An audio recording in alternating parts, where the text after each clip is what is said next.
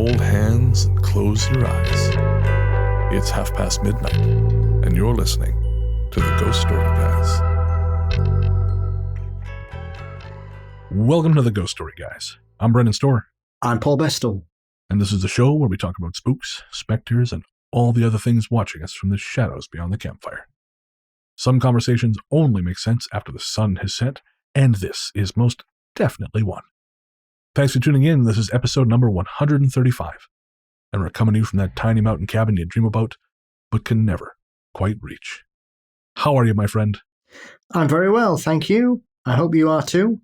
Nothing to report in regards to further incidents with the haunted chessboard, though the cigarette smoking thing made a late night visit the other day. But other than that, all things are good here.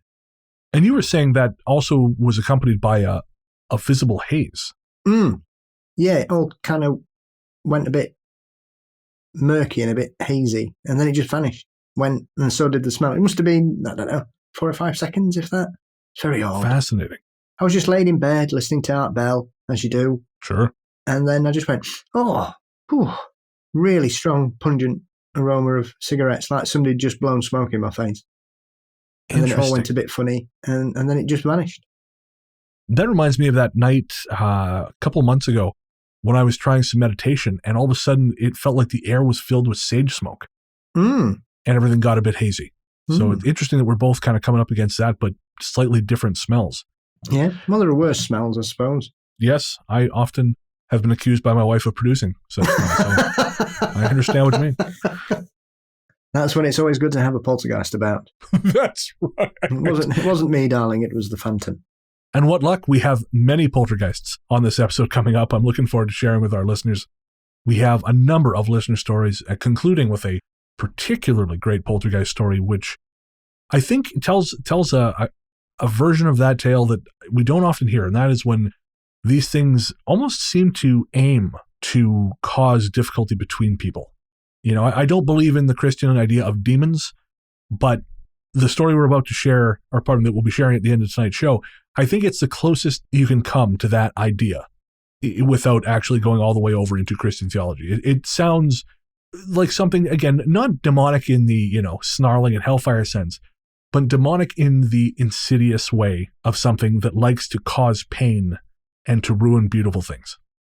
So I'm looking forward to sharing that. As for me, it's been a fairly, busy last couple weeks. I was interviewed by Alan Lunn of the podcast Mystere Creations.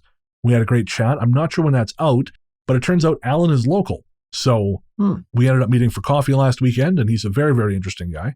So I'm looking forward to when that show finally drops. Of course, Anthony, who we work with here on the show, he was in town for a couple days, so I had a chance to catch up with him. I hadn't seen him since sometime last year, as he now lives in northern BC. And on a less happy note, a far less happy note, but I'd like to share it here because I want to honor this particular person. A friend of my family, the mother of a very good friend of mine, Ernie Jacks, passed away last week. Ernie was only 63, I'm sad to say. And so she passed away this last week here, and she, again, I hadn't seen her in a long time. She lives in Revelstoke, and of course with pandemic and everything, but I've known her for a number of years. She was a truly wonderful person, and I know that her family are hurting very, very bad. So I just wanted to take a moment to remember her because she always had a smile. She was always happy to see you, and I think the world needs more people like that. So that we are down one is a sad thing indeed. So this episode is dedicated to Ernie. Moving on from that, we've had some interesting stuff happen in the house. You and I have talked a little bit about it off air. Both Nikki and I have come sort of to realize independently and then discussed it, that we have seen what appears to be a pale face looking out at us, or peeking out at us rather, from the wall which divides our living room from the corridor that goes to the bedrooms. She has noticed it both in the day and night. She has seen it both from the sofa and from her desk where she sketches, which is in a different part of the room. I've really only noticed it at night, but then I'm only typically in the living room at night. Usually, otherwise I'm working. But there doesn't seem to be any harm to it exactly, although it definitely feels unusual. There was a number of times where I've been woken up on the couch, because usually I fall asleep on the couch and then go to bed. I'll be woken up on the couch at weird hours, because I'm quite regular usually when I wake up. And it just seems like there's something near. It's, you know, that sense when someone's nearby you, you wake up and you think, oh, I should be paying attention. The very like primal sense. It's like that, but there's no one nearby. And there was one time where I woke up and I smelled someone different, if that makes sense. Yeah. I smelled it very quickly and it was gone, but it was strong. It was noticeable enough, and it happened when I was awake enough that I actually turned on most of the lights in the apartment about 3 a.m. and walked around checking every closet just to make sure we didn't have any uninvited guests. But yeah, it was very, very strange. And there'll be times where I'll lay in bed and I will smell a man's cologne. Now, I don't wear cologne, but I recognize this cologne from somewhere. I just don't know where. And it's not always noticeable. It's only sometimes. And it's not like it's a constant presence in the evening. It comes and goes. But you will sometimes smell this man's cologne. And I don't know what the hell it is. I don't have an explanation. I'm not saying it's a ghost. These odd smells have turned up in the apartment, and they're different from the odd smells with which we have become long acquainted in this apartment. All right. So with odd smells out of the way, this is a very long episode. I know you and I were joking. We broke the 2-hour mark with the abominable Mr. Skin, and I don't think this is going to go as long, but we've already recorded the first B segment, and we have a lot of listener mail.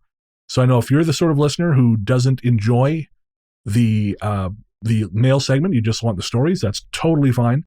I'm going to record once the editing is done. I will record a little bit right here, a little insert that will tell you where the stories begin. Because again, it will be quite a lengthy mail segment. We have some wonderful questions, some wonderful statements, but just in case you come for the stories and the stories alone, we will have a little bit coming up here where I will tell you where those begin. But before any of that, we'd like to thank our patrons. This one's for the patrons. Patrons, you're like the sleep paralysis to our night terrors, because without you, we wouldn't be anywhere near as effective. And of course, we'd like to thank all our patrons, but we'd especially like to thank our latest patrons. They are Emma Rowntree, Ingeborg Johansson, James Matthews, Matthew Toth, Patricia De Herrera, and Samantha Lynn. Folks, thank you so much for being patrons. Without patrons, this show doesn't exist. And certainly we appreciate everyone who listens. You are all part of what makes us who we are. But patrons are who allow me to pay the bills, to afford the software that creates a show, to just really keep it all running. And so without you, the show does not exist. And for that, we are deeply, deeply grateful. So thank you from the bottom of our terrible hearts. If you'd like to find out how to join the team, head on over to patreon.com/ghoststoryguys. We'll wait till the end of the show to tell you about all the cool shit you get, but we will say, for as little as $1 a month, you get access to an ad-free feed, and who doesn't want that? Ads suck. Again, that's patreon.com/ghoststoryguys. Also, on this episode, Paul, we have a musical guest. Our musical guest on this episode is Kyla Lee.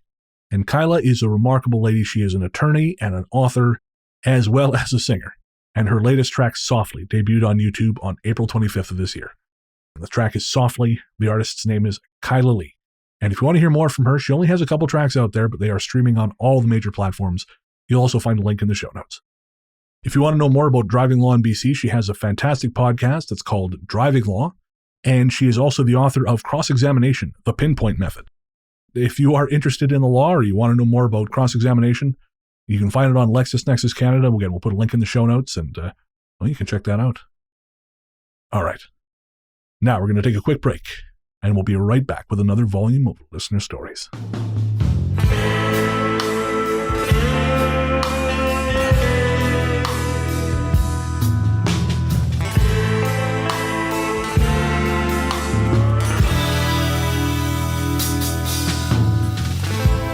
Velvet corners, velvet bones, velvet roll and velvet combs. How softly you lie, how softly you lie. Welcome back. Hey. You thought I forgot about it, didn't you? Not to worry. If you want to skip the email and get right to the stories, head to about 35 minutes and 15 seconds. Thanks, folks. As we said before the break, this episode, we're going to be talking about poltergeists. Woo! Yes, sir. Of course, the episode is called Poltergeist Will Tear You Apart because I literally just discovered the music of Joy Division, so I feel like a 15-year-old goth. Welcome. Yeah, thank you. I'm only about, 30 years late? 35 years late? 42. Cool. All right. So that the cover gag that I came up with for this episode is going to be super current. Boom. I guess technically it's more current than my Toys in the Attic gag, but still. Slightly, yes. Yeah. Tonight we're going to be sharing a series of listener stories, including at least two which are poltergeisty, which is now a word, in nature. And one of them in particular was really, really affecting. And we're going to share that last because it's a really powerful story, and it's really a great example of how sometimes these things can really mess with your mind. More so than scaring you. Sometimes they have this insidious quality. So I'm looking forward to getting to that one because it's, again, brilliant story, just came in.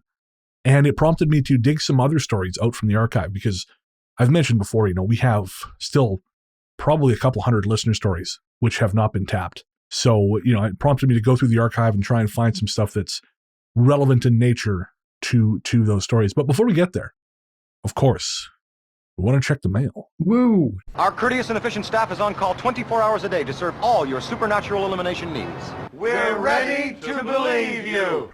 This message comes from Dog Chomp. Hey guys, long-time listener, first-time writer here. In episode 14 from season 6, about an hour and 6 minutes in, Paul talks about an instance in 2016 in which folks from, is it Pentook? Paul? Pentook, Wales, saw a pyramid-shaped light or craft appearing in a field at the back of their homes.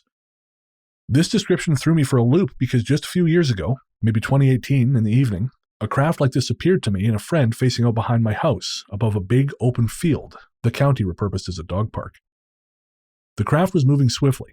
We could compare it to planes that were flying about as I live only 25 miles from PDX Airport, which is Portland, Oregon. The base of the pyramid stayed parallel to the ground, but the whole craft spun as if its point were to the axis. Each surface of this craft had a mirror-like finish. With each rotation, we could clearly see a reflection of the setting sun against its silvery surface. There was only the one craft, and I don't recall seeing any other smaller crafts or lights alongside it. I've included a small illustration of what I saw just for explanation's sake, and I will include that in the show notes. I agree with what you say about aliens or even ghost figures being different wavelengths of light.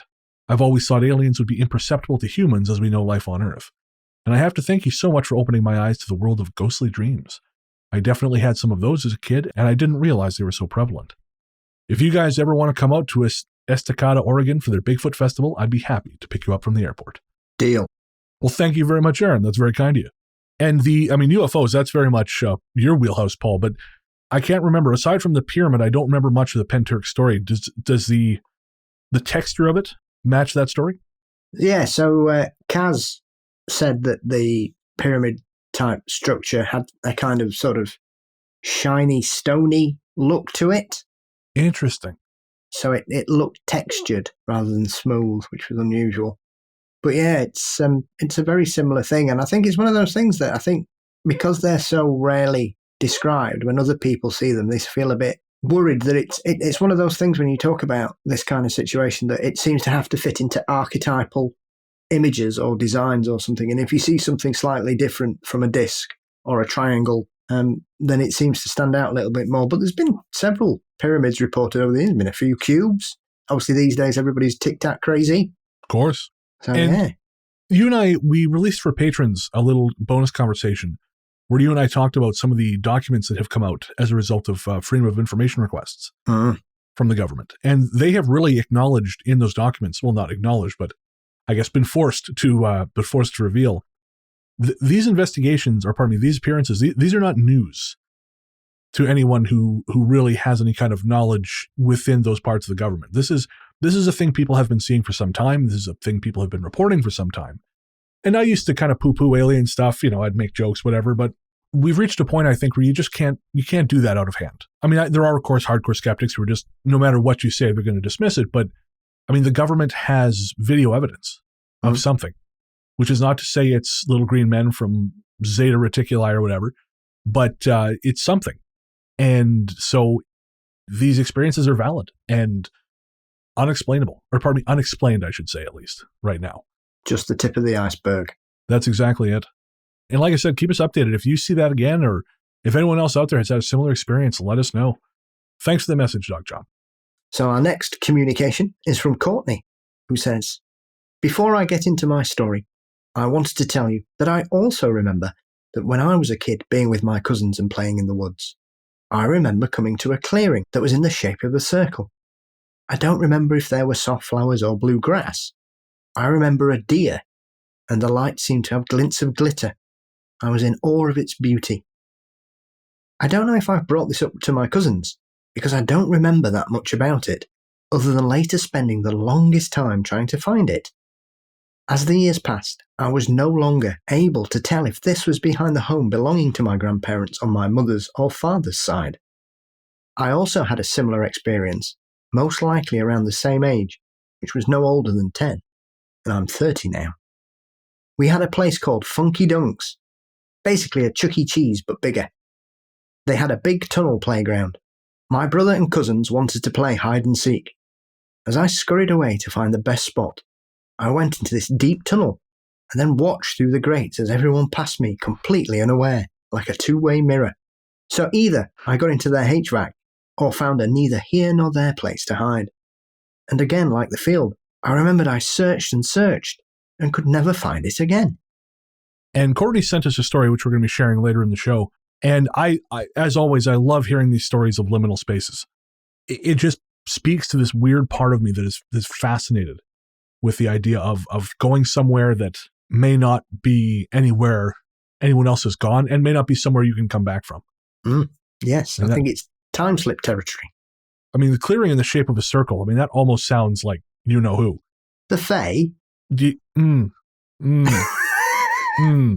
Like a fairy ring, Brennan. One of those. The number you have dialed is not going to participate in this conversation because he does not want to be abducted. They just want to say hello. My problem is for how long? Yes, but you'll never age. This is not a compelling argument. I mean, I actually feel like I've managed to pay back my debt to the good folk, but I'm still very cautious. Yes. I've just done another interview about the Fae, so who knows what's around the corner for me. You never learn. Well, you got I can't remember, like duck Quincy. Wasting disease, Quincy. That's it. Yes, a potentially fatal blood poison. And didn't you get COVID after the last one or near to it? There or thereabouts, yeah. Yes, thank you. Oh boy. Okay, moving on. Thank you, Courtney. Looking forward to sharing your story a little later. And this next one's from Amy, who also shared a story. Amy says, hi to Brennan, Paul, and the whole GSG team. Hello. Hi. I've been listening to the show for over 6 months now and absolutely love the stories you tell. I really enjoy the chemistry between Brennan and Paul, and it's always good to hear more of spooky phenomenon in the UK from a fellow Brit. Hurrah. Hurrah indeed. I'm so glad to hear you're feeling better mentally, Brennan. I love how you both openly acknowledge mental health struggles on the show. It's such a widespread issue for many people, and open conversation can only bring about positive change. Thanks, Amy. And that's something, that's why I do it. You know, I'm typically a very private person. I don't like talking about, I like talking about the things I do, you know, the show and shit like that, but I don't like talking about myself very much. But, I kind of recognize that it's an important conversation to have. And actually, to that end, we're not going to share the email here because it's quite personal, but we received a really, really lovely email from Andrew. And Andrew just told us that, as a number of other people have as well, that the mental health PSA we put in the show, you know, that's made a difference for them. And it's really nice to know that. It's really nice to hear that. And something Andrew mentions, and I just want to touch on it briefly. Like I said, we're not going to read the whole email here because it's quite lengthy and, again, very personal. But he mentioned that hearing the PSA had encouraged him to take some psilocybin microdoses that he had been hanging on to but just hadn't taken.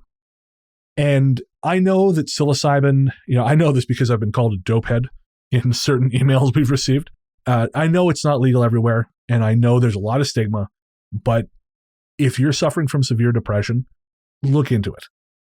Again, it's gray market, sometimes black market, depending on where you are.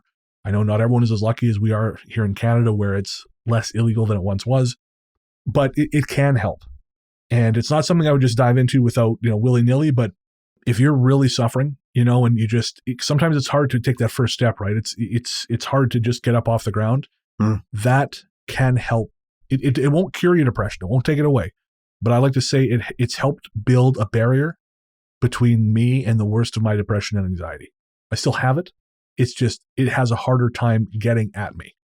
And so it's something to look into, if you're ever struggling with that. And I know there's stigma because I've been called names by angry people who stopped listening to the show. And I don't give a shit. They can call me as many names as they want because it works. So I just want to throw that out there. Again, this is emerging research. There's not a lot really hard known about it. A friend of mine who listens to the show, he participated in a study at Columbia University in New York on the efficacy of psilocybin for treating things like depression, severe depression, PTSD. The results are encouraging, but there's not a lot of, that I understand, there's not a lot of documented data yet. So I'm not saying it's a magic bullet, but I'm saying there are encouraging results. And if you're really suffering, it's worth trying to approach someone who can help you start down that road. That's all. One of the aspects that we often consider when we talk about the modern invasion of social media is that it's omnipresent and often can be a very negative thing. But I think when it comes to things like mental health these days, for a lot of people, it's the worst point of their lives and they feel so alone and so unable to talk to a lot of people. We've come a long way from it being a sign of weakness or something not being right with you, or you lacking some kind of moral fibre or some other bollocks that Sure. people come up with. And at the end of the day, I think for a lot of people in different places all around the world, they know they are now not the only person that feels that way. And it can get better, but one of the biggest steps you'll ever make is being able to face up to it and take that first step and try to make yourselves better. And whatever way you do that, you just do it in a practical and educational sense. And there will always be somebody who's ready to listen to you and understand where you're coming from and how you feel. Absolutely. I couldn't agree anymore. And I just want to say thank you, Amy, for giving us an opportunity to say that. This message is from Claire. Hi, Brennan and Paul. Really enjoy the show. I'd been trying to get into podcast culture for a few years, but couldn't find anything I was interested in.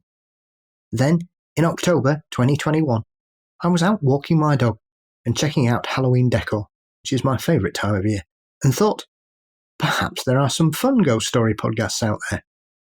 I did a Google of best ghost story podcasts and came across the Ghost Story Guys. I figured, what the hell, and gave it a listen. After 9 months, I finally finished all episodes, and now I feel I have a hole in my heart. Only joking.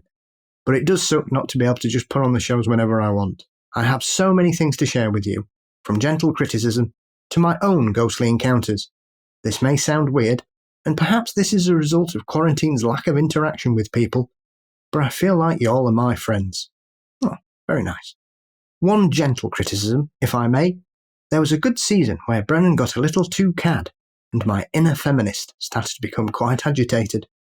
Honestly, I almost stopped listening to the show, but before I hit my tipping point, Brennan had this really great moment where he took accountability and said something like he was trying to be someone he's not, and was just new to this whole podcast persona gig. That meant the world to me, and I did notice an immediate change. Thanks, Brennan, for being real with your audience.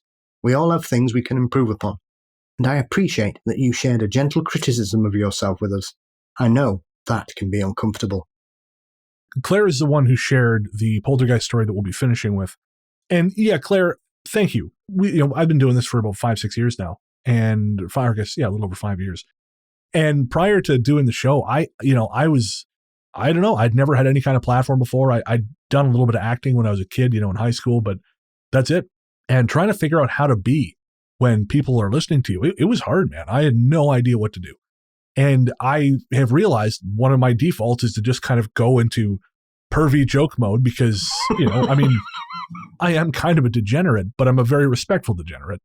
And I don't know. I just sort of overcompensated and thought I'll be as goofy and crazy as I can. And man, the second I stopped doing that shit, it just got so much easier. It was, I appreciate you pointing it out. It was a very weird time. This whole thing is a weird journey, man. Paul and I were talking off air. We were talking about watching season 2 of Shudder's Cursed Films. And of course, Kev is on episode 2 about Rosemary's Baby. Kev from Dark Paranormal, and we need to talk about ghosts. And I've known Kev for a few years now. At this point, I consider him a friend. I admire what he's done and what he's doing. And it's wild to think that this guy who, is one of us is on a TV show that, tens of thousands, if not hundreds of thousands of people are watching. And we're all just some guys who kind of more or less started out at the same place, kind of making it up as we go along. And I mean, like, Paul, you're the, juror at this festival coming up, and I'm sure that's just the beginning. And so, yeah, it's weird, right? Because it's not like once upon a time you'd become a movie star and all of a sudden you were rich and you were kind of taken outside of the mainstream. Like you didn't interact with the hoi polloi anymore because, you had money to insulate yourself. No, it's I did not like that before I had a podcast. What's that? I didn't associate with the hoi polloi long before this. Well, but you are royalty in spirit. That's a very different animal. You're Paul fucking Bestall. That's a whole other beast. Yes. Well, but you know what I mean, though, right? Like, when you once upon a time, when say, like, because tens of thousands of people listen to the show. And so once upon a time, if that many people were listening to you, you were making enough money from it that you could kind of insulate yourself a little bit. But that's not the case for most podcasters. Most of us have day jobs. I should, honestly, if I actually wanted to save money or do anything substantial, I should have it also a day job. And, so it's weird to think that we're doing this, but we're also, we're out there doing that. Like, so you got Kev on television. So it's kind of this weird superposition. People look to you as someone who's talking about mental health and it makes a difference in their life. But also, I couldn't get a job at a fucking haunted mini golf place. So it's just this bizarre dichotomy that still I'm trying to wrap my head around. And I don't know that this necessarily relates to what you're saying, Claire. It's just, I appreciate what you said, so I thought I'd be just as honest with you. But did you have anything to add, Paul? Yeah, I'm just amazed that I very rarely swear. That's true. You don't swear much on the show. Do you swear more in real life? Because like we talk, and you swear a little bit more when we talk on the phone. But are you more? I'm not a potty mouth, as they say. I'm not dropping the F-bomb left, right, and centre. But I can be, especially if I've had a couple of shandies, and I'm talking about something I'm passionate about. One day I'm going to be there, and I'm going to see this. Mark my words, Bestall. But yeah, I think it's just one of those things. I think because professionally, I've always worked in customer service, I don't tend to swear a lot normally. So right. I certainly don't swear as much as I mean, when you're young, you just say things for effect, don't you? Oh, 100%, yeah. I've somehow just come up with this, I don't know, I swear a lot in regular life, maybe not as much as I did, but I do it unconsciously sometimes. So I remember one of my first, a couple months when I was working at the consultancy where I would eventually become the manager, I dropped something and I went, fuck me in the ass. And I'll never forget hearing the receptionist's chair squeak as she turned around to watch me just to see if she actually had heard what I had said correctly. And I had no defense. I had said what I said, and thankfully I did not get fired. Many years ago, I once said the word shit at work, and a senior manager said, "Oh, did you mean to say that?" For me, I'm thinking, well, shit's not a really bad word. What the hell's wrong with you? And I went, what? And she went, SH1T. And I'm thinking, what the hell is she on about? Then I started getting really confused. I nearly went, what the fuck are you talking about? And she didn't swear at all. And she couldn't even say the word shit. She said SH1T, which made me think, well, that's even weirder than not swearing. 1,000%. But anyways, we're going to have to re-record the A segment to acknowledge that this is a very long mail segment. But it's fun, so I'm not cutting it. Okay, good. Let's push those boundaries. That's right. We already broke 2 hours. What's next? 3? We're coming for you, Dan Carlin. This next one is from Alicia, and Alicia says, "Hello, my spooky friends." Hello. "I was listening at work when Volume 6 of Book of the Dead popped up and my story was in it. Made my day. Thanks for that. Thanks for sharing it. Currently listening to the Hat Man episode and you mentioned your spider hallucinations. I have the same thing. That's my newest sleep issue, haha. Sleep paralysis and spiders. I Googled after it first happened and saw people referring to them as twilight spiders, and I loved that, so I wanted to share it with you. I'm further into the Hat Man and you were speaking about these things potentially being helpful but still scaring us. I just wanted to add a bit to my story because I mentioned a common night terror I had in the basement when I was little, with the wolves circling the bed. Later in life, I've associated the wolves with being protectors. They would never try and get me. They would just circle me and growl and snap at things in the shadows. I also never saw them after we moved from that house, so I always wondered what they might have been protecting me from. And that is really fascinating, Alicia. That is super cool. And I think you've got a great point. I think that it's very possible sometimes these things we view as frightening are just trying to look after us, but it's so outside our experience that it's hard to see it that way, But I really do appreciate you sharing. Our next missive is from Tierra. I was just listening to this week's episode, and something stirred a memory that I thought I might share. My interest in paranormal podcasts started with a podcast called the Witch Bitch Amateur Hour, in which every 10th episode or so, they record what they call a spooky-sode. I love these episodes so much, I went in search of podcasts that told weekly spooky stories, and this led me to the Ghost Story Guys. Anyway, they have an early spooky-sode that is a bit famous in their community, where they talk about men in black, and I believe a little bit about the Hat Man as well. They explain that these entities really do not like being discussed. They don't want people to know about them, and they will fuck around with technology as a result. I suppose it could be an attempt to scare you off, or maybe distract you. I'm not sure. Many listeners have reported crazy things happening either while listening to this episode, or even after finishing it.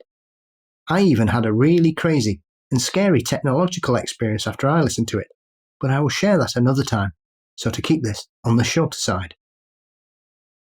You mentioned that Paul's computer completely shut down while recording, and that you had to swap to Zoom to continue the episode. It sounded to me like the Hat Man didn't want to be talked about, and I was wondering if you've experienced anything like that before. So thanks for that, Tierra. And yeah, the Fae folk, whenever we talk about the she, that happens. I shouldn't say whenever, but certainly when I make stupid jokes, that has happened in the past. That's why I don't do that anymore.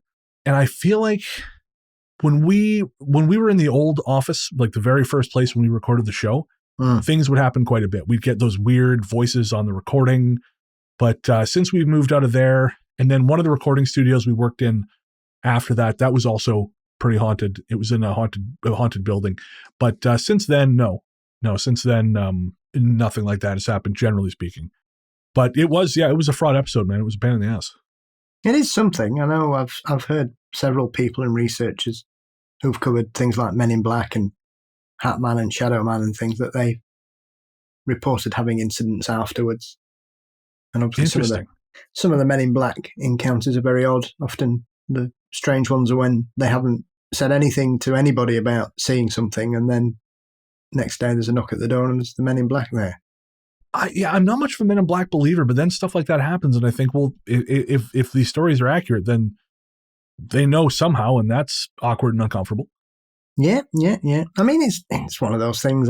Is it all part of that sort of late 50s, 60s counterculture, espionage, Reds under the beds, paranoia that was everywhere? Right, of course, yeah. So thank you for that, Tierra. Our final message comes from Billy Joe. Billy Joe says, "Hey there, Ghost Story guys. Paul and Brennan." Yeah, that's right. I said Paul first. Sucker for an accent. "I have thoughts on the Hat Man or shadow people in general. It takes a lot of energy for ghosts to communicate with the living. What if shadow people / Hat Man is just as much energy as they can dispense to show themselves to us? And that's why they only appear as blacker than black figures. Just something I think about from time to time when I listen to the stories. P.S. After binging the podcast, I had a dream where Brennan's voice narrated. So in my opinion, you'll do very well in the voiceover industry. Best of luck to you. We'll try and send you some of my photos soon. Please do, Billy Joe. And thank you very, very much for the email." All right, that was a much longer than I expected email segment. So even after some judicious editing, but I love it. We love hearing from you guys. The volume of email has really picked back up, and so we just wanted to reflect that, to honor that, and to say thank you for writing in. We genuinely love hearing from you. We are always inspired when you share your stories with us, and keep on doing that. ghoststoryguys@gmail.com.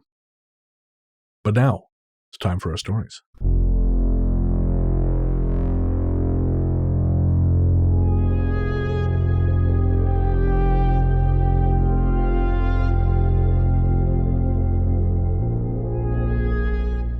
Hands, from Ellen. When my eldest daughter was about 1, she was at the stage where she would follow me all around the house. One day, I think I'd been putting clothes away, and I was stood on the second step down the stairs. I turned to her to either pick her up or guide her down the flight of stairs, but the look on her face stopped me in my tracks. She looked horrified and was stood back pointing to the carpet at the top of the stairs. I asked her what was wrong, thinking she had seen a spider, and she just said, "Hands." She got really upset and started stamping her feet. I remember thinking maybe she had seen a shadow from the window, but there wasn't any sun shining through. I ended up knelt on the floor, wiping the area with my hands, saying there was nothing there. I think I must have picked her up, taken her downstairs, and distracted her with a biscuit or something. A few weeks later, it happened again, but this time in the kitchen. There's a small window on our back door, and she got really upset again, saying, "Hands." This time I remembered my mom had an amethyst crystal, and I asked to borrow it. With my daughter by my side, I cleansed the crystal with salt and placed it at the top of the stairs, telling her it would keep the hands away. The hands never returned, and everyone I told just said about how crazy kids' imaginations can be. However, out of my two girls, she was the only one who suffered night terrors, and for years, and I mean years, she would refuse to go upstairs by herself. To the point where she would bribe her little sister to stand outside the bathroom while she used the toilet, and has only just been happy to have her own bedroom. She's 11 now. We are still in the same house, and besides a month after my nan died, where pictures and clocks continually fell off the walls, I ended up shouting at an empty house that with two kids I really didn't need any more broken things. We have never experienced anything else. And so thank you for sharing that one, Ellen. That's actually an older story. That's one we had not yet shared from late 2020. And in a remarkable synchronicity, as these things tend to happen, and I mentioned this to Paul just as we were going to air, I looked at the Ghost Story Guys Facebook page, and Ellen had just liked a post we put up, literally had just liked it as I added her story to the document. And this is, again, a 2-year-old story, almost a 2-year-old story now. So it's just one of those fun little synchronicities. But I wanted to share that one because, one, I feel like it's the second time this year that we've had something to do with hands, little kids and seeing hands, that threw us right back to Rin's story from a couple of years ago, where she woke up from a really quite horrifying nightmare to see these two white hands emerging from the wall reaching for her. And it makes me wonder if that's what your daughter was seeing as well, Ellen. What do you think, Paul? Well, yeah, but I find it quite odd that it's hands, because there's something quite menacing about just seeing hands, I think, in the paranormal sense, because there's a lot of unsaid things that you can kind of prescribe to just seeing a pair of ghostly hands or a ghostly hand. Is it reaching? Is it grabbing? It could be like the famous incident in the Pontefract Poltergeist case where you got the pair of gloves dancing around the door frame. Okay, that's a little more genial. I could handle that. Yeah, it didn't go down that well. Oh, okay, right. I really got to learn more about that case, Paul. Well, if you imagine a pair of white gloved hands crawling up and down a door frame. I mean, that sounds, you said dancing, so I was sort of imagining kind of like a that's sort of like a putting on the Ritz, but with white gloves. That sounded kind of neat, but no, what you're describing, that just sounds like white spiders. I don't like it. While I was reading the story, I was chuckling a little bit at the line to the point where she would bribe her little sister to stand outside the bathroom. Now, that's not because I actually think it's funny, but because that has happened in my own family. The house where my mother and her siblings grew up is very, very haunted. And, or at least was back then. I don't know about now, but it was very haunted back then. And that is something the girls would do. They would go in teams because we're Italian. There's a lot of us. They would go in teams up to the bathroom when one of them had to go, or they would wait until they all had to go and then just kind of go in shifts, but like all standing guard outside the door. So your daughter at least we'll say good company. They're good people. So we'll say your daughter's in good company, Ellen. And if you're still listening, let us know how this has evolved, if anything, because we're very, very curious. Again, this was, I believe, October 2020 that this came in. So I'm curious to know if the situation has escalated or de-escalated or stayed about the same. The Burn, from Courtney. Now, my father is a well-liked, well-respected man. He is a no-bullshit guy with a great sense of humour. My father and I work for the same company in different departments. Our workplace is 3 large buildings connected by a T-shaped tunnel, and my job moves me through the 3 buildings. So whenever I'm in my father's building, I pop into the lab to say hi. On this particular Tuesday, when I entered the lab, My dad had a straight, horizontal rug burn looking line, no thicker than a pencil, going from one end of the eyebrow to the other. This was extra noticeable because my dad has no eyebrows. But may sound super weird, but honestly, most people don't notice unless you point it out. He's like the male Mona Lisa. I asked what the hell had happened, and he said he wasn't sure, but he'd woken up like that. Fast forward to after work. I remember clearly that it was a Tuesday, because a bar on our way home has a $2 special day. Any beer for $2. You can't beat that.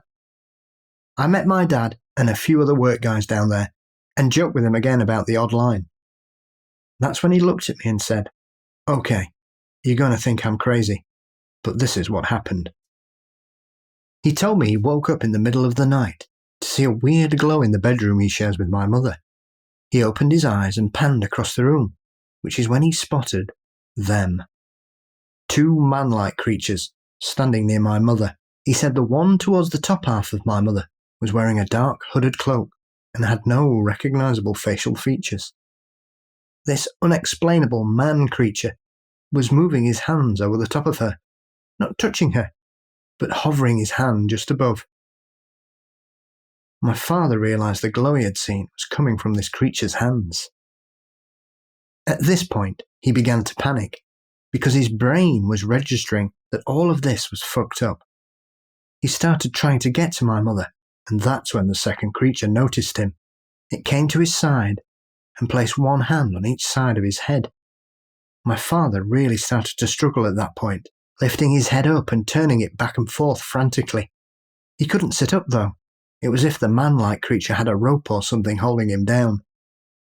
By this point in the story, I was thinking that this was the most messed up sleep paralysis experience I'd ever heard. My dad does have those from time to time, but they usually result in a back-of-the-throat scream. "That's messed up," I told him, and he said he knew. Then he said, "The reason I'm telling you this now is because as all of this was going down, I was pinching my thigh to assure myself I was awake and it wasn't a dream. This morning I'm bruising in that same place." He said he doesn't remember falling back to sleep, and in the morning felt foggy.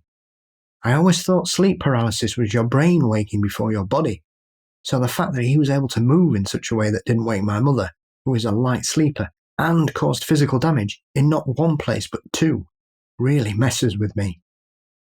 So thank you for sharing that with us, Courtney. And that reminded me, and I cannot find it. While you were talking, I was trying to find this, and I could not locate it. But we had a story about someone waking up and being surrounded by all white figures that seemed to be leaning over them in the bed, almost like doctors.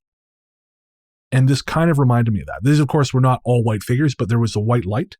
And so I couldn't help but think of that. I, however, could not find it. Yeah, when I spoke with Zelia Edgar, she covers a story where there was a guy there who had things that visited him when he was in bed, and they all stood around his bed, to the point that they used to come so regularly he had chairs around his bed. Oh, really?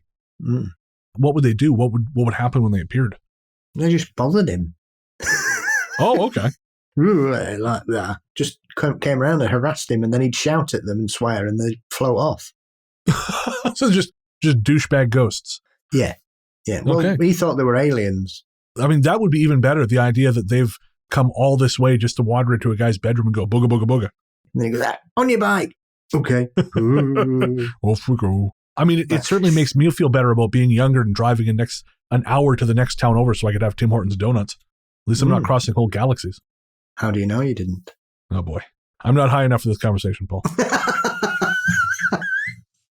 I did find an email that we got in May, and we have not used it. We have not incorporated it into an episode yet, but it's from our listener, Jacqueline. And Jacqueline said when she was 4, she freaked her eldest sister out when she asked why everyone has a white light around their body. So, of course, she says we now know that was people's auras. I don't see them often or as clearly as I get older. But it really makes me wonder if what he saw was these things doing some kind of energy work. Maybe it was not as sinister as it seemed. I mean, certainly when you see a strange figure in your bedroom, that's fucking terrifying. There's definitely some aspect of this that would, in the cold light of day, make you think of it in a more positive light. But then I suppose if it was positive, why did the other one restrain her father? Maybe because he knew that, if this guy actually got up, he was going to start throwing hands. Just because they're good at healing doesn't mean they're good at fielding right crosses. I mean, I can put a Band-Aid on someone, but I can't fight for shit. So thank you again for sharing that, Courtney. And we're going to take a quick break to pay the bills, and we'll be right back with our next story. The Whitechapel Poltergeist, from Sophie. In August, I moved into a rented flat with my boyfriend and two of our best friends. Even amongst COVID, this has been the most positive period of my life so far, which makes what's been going on even stranger. I have personally previously experienced things which could be classed as paranormal.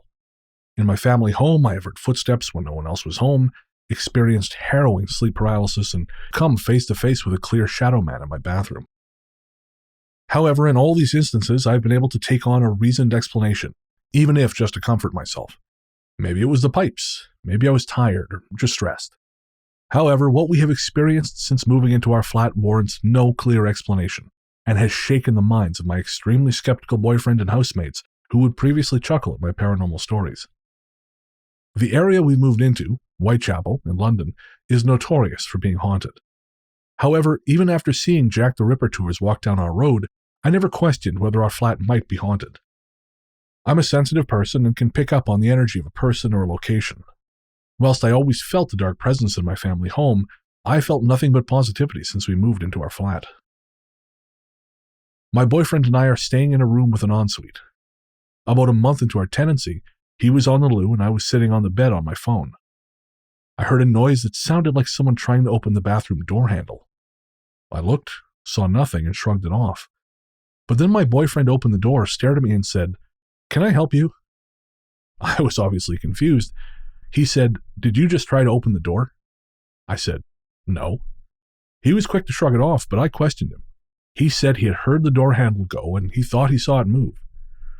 I fearfully told him I had heard it too, but he was quick to give a logical explanation that we must have both heard something else. Our bedroom is at the end of a hallway. In the hallway is a separate bathroom that our flatmates use. One day, my flatmate said that as he was walking towards the bathroom, our bedroom door was open and he faintly saw a small figure in our bedroom, like that of a child. Again, being skeptical, he shrugged it off and failed to even mention it until the events that occurred tonight. This evening, myself, my boyfriend, and my housemate were in the living room at the opposite side of the flat, relaxing and watching TV, whilst our other housemate cooked dinner in the kitchen. My boyfriend went to the toilet. After about 5 minutes, I came into our bedroom to grab a jumper. My boyfriend comes out and with a confused half-smile says, "Was that you?" "Was what me?" I replied, confused. He said that whilst he was sat on the toilet, he watched clearly as the door was pushed and the door handle was loudly pushed down twice, like someone was trying to get into the locked door. My face dropped, and my eyes started to water because I knew that me and my housemates were in the living room and my other housemate was in the kitchen. What really did it for me was how he didn't believe us. Only after we all swore on our family's lives that it wasn't us did I see a glint of fear in his eye. Everyone in the flat started to panic a bit, but tried to make it lighthearted by joking that if it was a ghost, maybe they were trying to get out and away from the smell rather than get in. After a few hours of chatting, laughing, and watching TV, I calmed down and almost forgot what had just happened. I joked that I was glad that whatever it was seemed to be more interested in my boyfriend than me. Probably a bad idea in hindsight. About an hour ago, I went to the ensuite bathroom to get a hairbrush to get ready for bed. Everyone else was still in the living room at the opposite side of the flat. The bathroom door was already open, and I casually walked through and went to the shower to grab my brush. As I grabbed it, I heard 2 very loud bangs behind me. I spun around, shocked, and immediately looked around to see what had made the noise. I looked for fallen objects, but nothing. I realized it sounded like the door. I swung the door to see if the noise was the door banging against the wall, but there is a rubber prong on the wall that stops it from being hit, and it bounced back quietly. And even so, there was no way it could have made that noise twice and in such quick succession. I nervously put my hand into a fist and banged loudly on the door twice. It was the exact noise I had just heard. My eyes welled up and I felt a cold shiver run through my body. I shouted for my boyfriend. The whole house came in, and this time no one questioned or laughed at what I had just experienced. I'm still not sure if I believe in ghosts or poltergeists, and am wondering if this could be some sort of time slip or residual haunting. But I'm also scared whether this might progress into something more sinister. We love it here and have no intention of moving out, especially since we signed a 1-year tenancy agreement.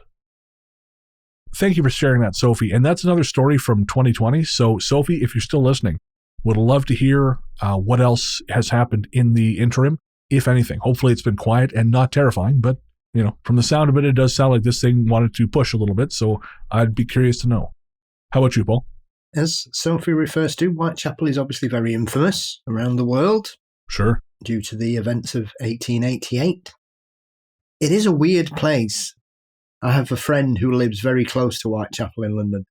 And I've had the pleasure, or some would say it doesn't sound very pleasurable, but I've walked around Whitechapel in the early hours of the morning on a Sunday, which, because Whitechapel's become quite a popular financial district, means it is, without sounding like I'm making a pun, it is like a ghost town on a Sunday there. There's nobody about. It's beautifully creepy. Interesting. So I would not be, if you were to pin me down on any area of London that would be have a haunted history, Whitechapel would certainly be towards the top of the list for me. And that goes back to something you and I've talked about, this idea that, does a place have, so say, ghosts because something bad happened there? Or do bad things happen there because of these ghosts? And, you know, everything I've heard about Whitechapel from the time, I don't know much about the Ripper case. I mean, I know the basics. But everything I've read about Whitechapel as a neighborhood at that time makes it sound horrifying. It was hell on earth. Yeah, that's exactly it. And so it's not exactly shocking that something so terrifying and grotesque happened there. And as you say, you know, that hauntings continue doesn't surprise you. And I know for a fact that in, what's it called? Deadly Paranormal, I believe it is, written by Barbara Smith.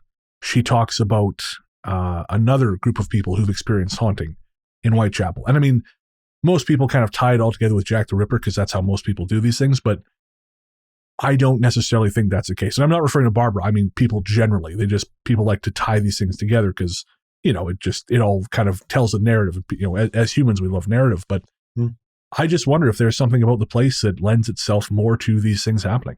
Well, I mean, even anyone with the basic knowledge of the Jack the Ripper case would say that it possibly isn't connected in the slightest because only one of them was killed in a property. The first four, though people do argue that there were more than five, the first four were killed in the street. Right. It was only the unfortunate Mary Jane Kelly in the horrific conclusion to the Ripper cases, because despite my deep interest in that particular case and the whole mystery, because obviously it's never been solved and hundreds of people have been put forward, and you can always tell someone who's looking for attention because they will always release a book saying that they've solved the case. Oh, sure. And essentially just create loads of circumstantial bobbins to sell a few more copies. Not looking at any famous crime writers in particular, but there will always be, like you say, because something bad's happened somewhere, people will always try and basically get 2 and 2 and get 5. Sure. You know, Whitechapel throughout that period until, strangely enough, the Ripper case was an absolute hovel of desperate poverty and the very worst elements of life on show every day, every hour, every minute. It was horrific. You had thousands of people cramped in squalor, basically living in their own filth and poverty, you know, and that's why it became such a well-known red light district and full of alcoholics and drug addicts and transients just passing through. So it was a horrific place. So the whole psychic resonance of that place would be full of desperate, lonely people. However, I have to say, banging on a door or trying to toilet door, I find quite charming, actually. And like you said, I had to laugh when Sophie was saying, do you not think the ghost was trying to get out from the smell rather than getting in? Which might be, you know. So, and it might be why it's banging on the door going, God, but I'm stuck in here and I don't want to go through that again. I already died once. I don't need this hassle. Yeah, especially if they died through a gas leak. Boo. On the subject of the Jack the Ripper thing, do you have a personal theory? You must. I don't believe you don't. I mean, you've got to remember, it's 130 years ago now, nearly. And you had someone who had the wherewithal to be able to kill very quietly. Because you've got to remember, these streets were very busy, at 2, 3 in the morning. It's not like now, certain towns now, where you're wandering about 2, 3 in the morning, you won't see anybody. Whitechapel was throbbing. All hours, all night. You had people wandering about, people going to work, drunks, police, all sorts of people. There were people all over the place. So for somebody to get away and manage to sort of secrete themselves and a victim out of sight of anyone and get away with it, I find it incredible. And the fact that it's such a messy case, there was clearly something going on. Witness testimony wasn't used in the hearings and things like that. Just very odd. And most witnesses describe seeing the victims with, a very well-to-do, well-dressed man. I tend to fall in the camp that it was clearly somebody who was extremely well-connected. Whether that was a member of the British royal family or not, I'm not sure. But I think it was certainly someone of education and background that was responsible. Interesting. Well, I have no opinion one way or the other, but I know we had a killing here in Victoria on September 20, the evening between September 26th and 27th, 1899, that some people point to as a late Jack the Ripper crime. He fled the country or things like this. And while we were talking, I've been trying to find, I actually wrote an article about this for a website. It never ended up getting published, but I did a lot of research, and basically the woman's name was Agnes Bings. She was going home after work. She was working at the bakery, which her family owned. And instead of taking the long way around, she decided to take the railway trestle, which was unlit and mostly untraveled. And she was found the next morning beneath the trestle. And I'm not going to describe the wounds because it was horrific stuff. But often people, again, they try and point to this as, this is the Jack the Ripper in the New World. But the difference is her wounds were so much more brutal than Jack the Ripper. I understand Jack the Ripper, there was a lot of almost surgical precision in most of them, apart from the final one, which they believe may have been interrupted. But this was just savagery. But she was disemboweled, but just disemboweled in a brutal way. And the murder was never solved, so it's kind of stuck around as part of local legend. But I think with anything like this, like you say, there are so many people that claim that Jack the Ripper was an American or a Canadian or an Australian, and that's why they'd stopped. Because anybody who has any interest in serial killers knows there's usually 2 reasons they stop. Is they either die or they go to prison for something else. Right. And there are a few cases like BTK where it seemed that family life stopped him, and then his arrogance got the better of him, and thankfully he was caught for everybody concerned. But whereas most notorious serial killers just keep going till they get stopped or caught, and most of them get caught by accident as well. This is the other thing that often gets overlooked in these cases. You look, Bundy was caught by accident for just being a dickhead. Dennis Nielsen in the UK was caught because he decided to start sticking body parts down these drains, and that's blocked the drains up. Jeffrey Dahmer, same. Just stupid. They just, whether they get bored or they get arrogant or whatever, it's very rare they get caught through detective work or police work or anything. It's usually purely by chance. It was the other one. John Wayne Gacy is another one. Got lazy, killed the wrong boy. That's how he got caught. I did not know that. I don't know much about the Gacy case. Yeah. He kidnapped a young man he met in a chemist's whose mum was waiting for him outside. And he said, I'm just going to speak to this guy about a job.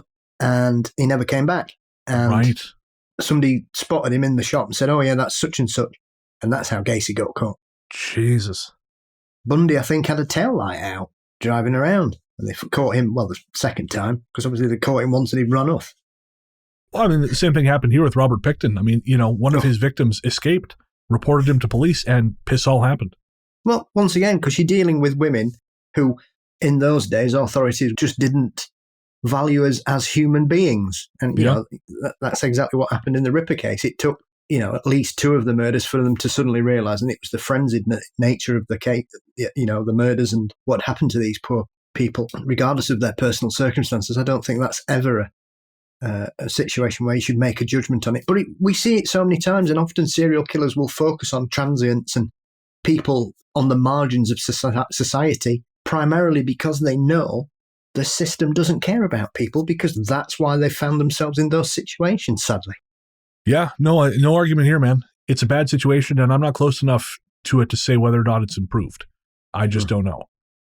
There's so much diverging information on serial killers and theories as to how many may be operating. You know, I know there's this sort of, especially in North America, this obsession with them to the point where they're almost like superheroes. So I think people want there to be more of them. So they'll say, oh, at any given time, there's a hojillion serial killers operating in North America. You know, they are, there's one, in fact, like in your trash can right now. And so I just don't know. But I hope that attitude is slowly improving. But again, I'm not close enough to law enforcement to say. Absolutely. I think, as with anything, there has to be some kind of evolution. And I'm deeply interested in the subject because I can't get my head around it at all, because I can't understand what drives people to do that. And that's why I find it so deeply interesting. And I agree entirely. I think in situations like this, especially in the modern era, true crime shows are, all the rage. You can watch, we've got several channels here in the UK where you can watch the worst crimes ever committed by some of the lowest, awfulest people in the world 24 hours a day if you wanted to. Yeah. Which even for somebody as hard-nosed as I am can be grueling at times. And for me, it was interesting that the Netflix docu-series, I think it was last year, the Ted Bundy tapes, was probably the first time somebody tried to sort of look at this from the other side, which is the side of the victims, the silent people, the people that matter. Sure. I remember people having comments, who's your favourite serial killer? What? Who's your favourite arsehole? It's that kind of conversation. Whether there's a maturity that comes with it or whatever, I think sometimes people glorify the criminal and everything else is secondary. And for me, primarily because a lot of these crimes happen to women and gay men, it's almost as if the victims are irrelevant. For some, it's just the body count. Oh, look at Bundy, he killed so many. Look at, and especially what we had here with Jack the Ripper. Not Jack the Ripper, sorry, what we had here with the Yorkshire Ripper. Right. And as I said earlier, caught by complete accident by a guy who'd been in the police 6 months. So, he was caught propositioning a street worker here in Sheffield, and it was the first time, as far as we're aware, he'd clearly started to move territories, because we'd never had a killing here during the Ripper's reign of terror. He was Leeds, Manchester, Bradford, and that's why they couldn't keep tabs on him, because he was jumping about. Right. And he got caught in Sheffield by 2 police officers who had nothing to do with the case, who weren't looking for the Yorkshire Ripper, had no idea who he was, and because he lied about his identification, they arrested him, because it didn't match the car he was driving, and it was only in the morning they realised they'd caught Peter Sutcliffe. I think true crime entertainment, I think it gives us an inflated idea of how dangerous the world around us is. Mm-hmm. I do, believe me, I'm very conscious of how dangerous the world is. I'm just one of those people. I'm very aware of danger, and I'm aware, because I'm a dude, right? I have a lot of violent tendencies in me, and I know people who work in law enforcement and things like this. So I pay attention to the world. I get that it's a dangerous place, but I think true crime entertainment gives you a vastly inflated sense of that, and I think it makes people afraid of each other for no good reason. And I think that's a net negative. I agree.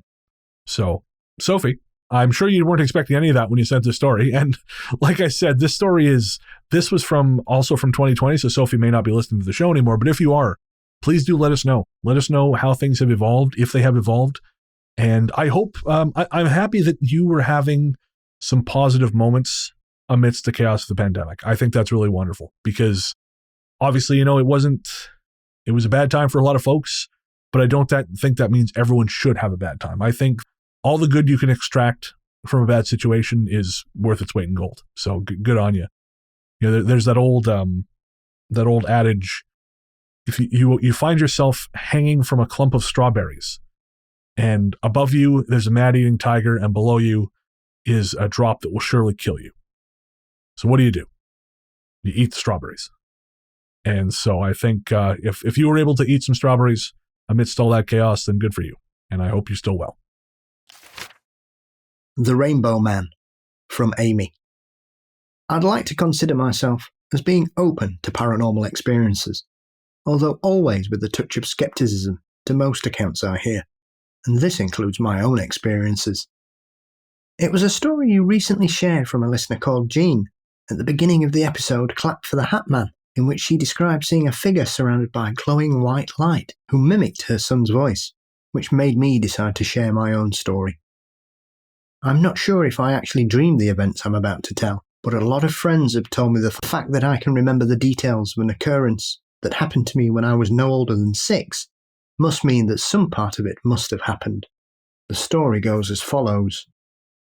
When I was little, my bed was placed in my bedroom so that if I slept with the door open, I would be able to see out onto the landing and the stairs that led down to our living room.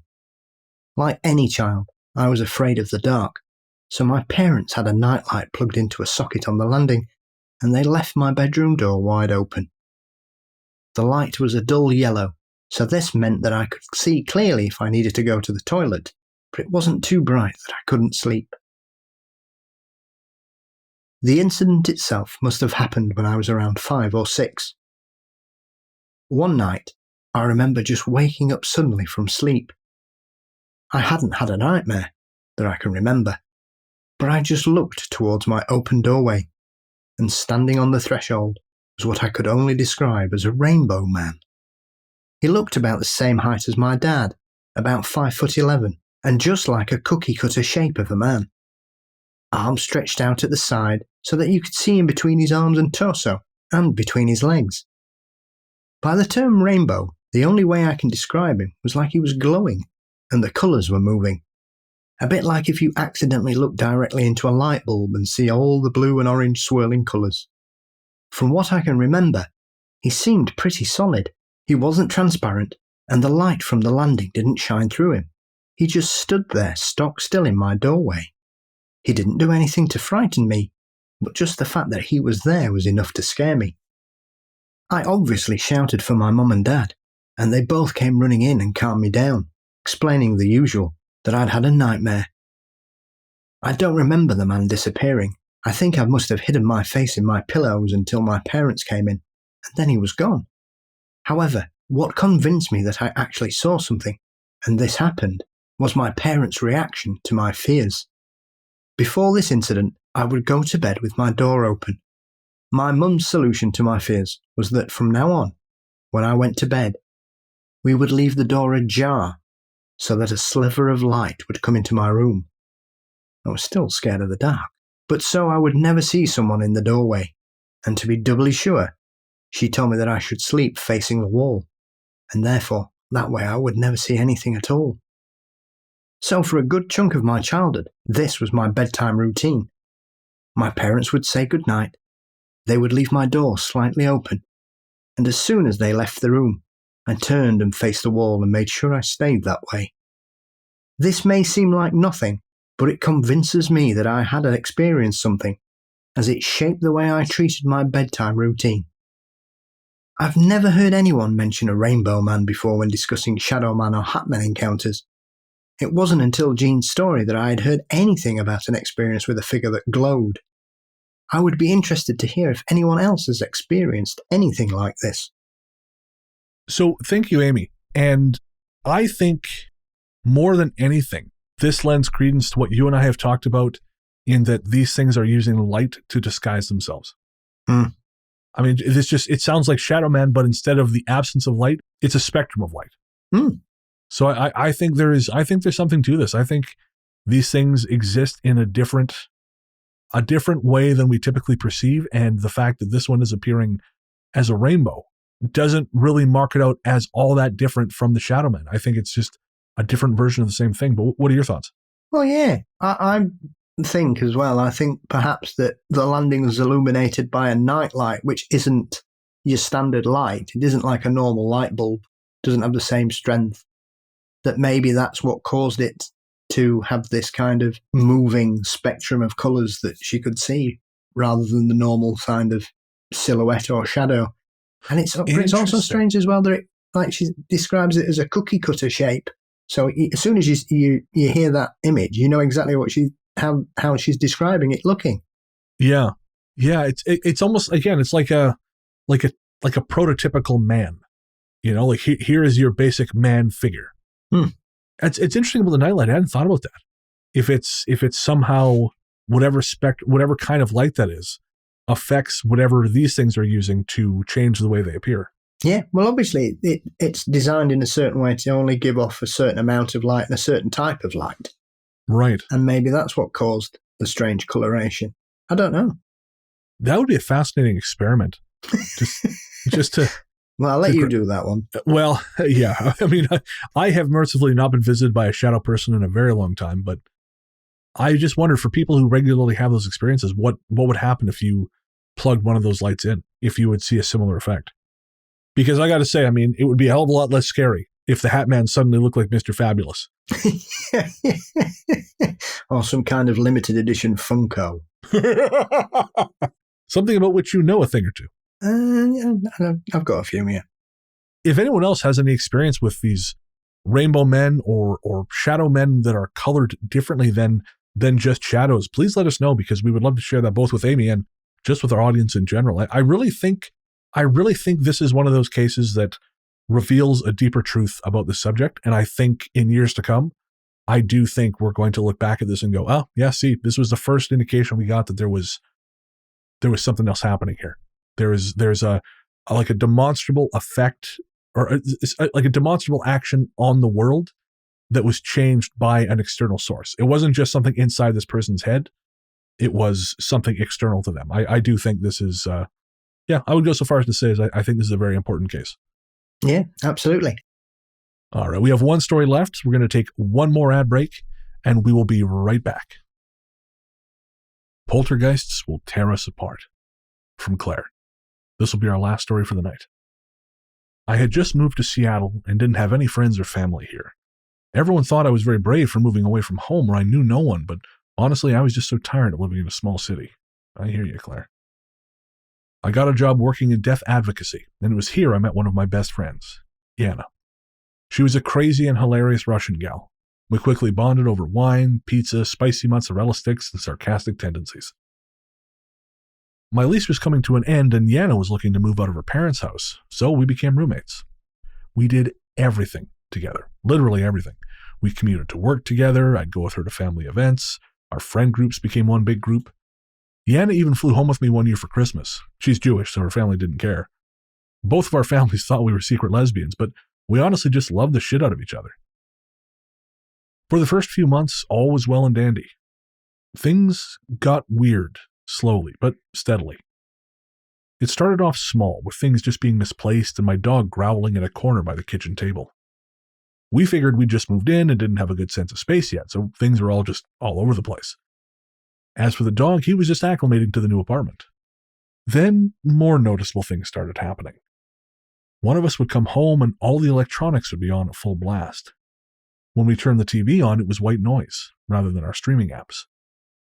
We honestly didn't think much of it. Now, thinking back on it, it's odd that we were just like, whatever.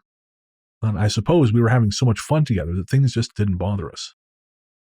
One night, things started to pick up. Yana is an incredibly light sleeper. Some morning, she'd wake up and say, "Did you hear the faucet dripping all night?" To which I'd reply, "No. Once I'm out, I'm out." Yeah, you and me both. I had hung 2 wood-framed pieces of art in the bathroom, which was around 8 feet from Yana's bedroom door. I woke up in the middle of the night to use the restroom, and one of my framed pieces was across the bathroom. We had a large bathroom. It was impossible for it to have fallen and bounced that far. I got upset, and I thought, damn it, Yana. I was mad that not only did she break my expensive framed art, but she also didn't care to clean up the mess. I jumped over it, did my business, and went to bed. She would need to clean it up in the morning.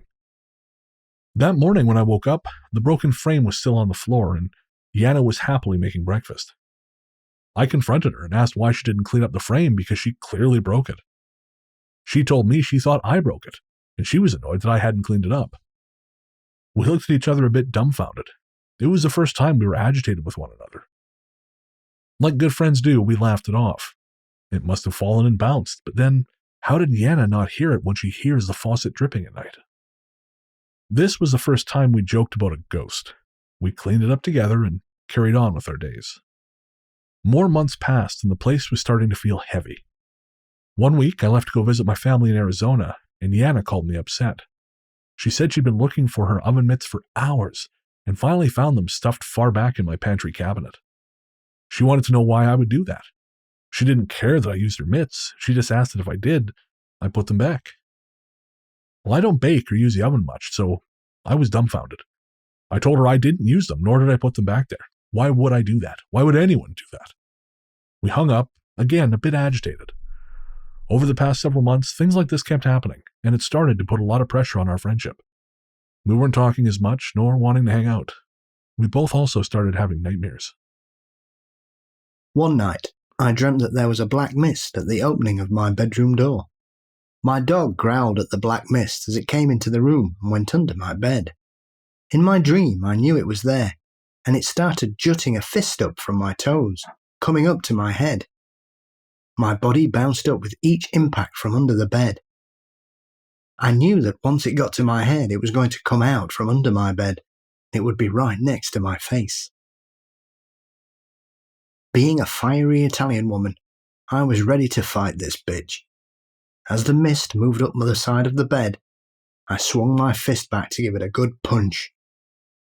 It was then I woke up, and I was staring into the deepest black I had ever seen, and my fist was frozen with tension. It was like something was stopping me from hitting it. More noticeably, my fist was burning. Within a matter of seconds, my fist fell, and the deep blackness was gone. I have to admit, I kept thinking I had dreamt this. I honestly don't feel it was.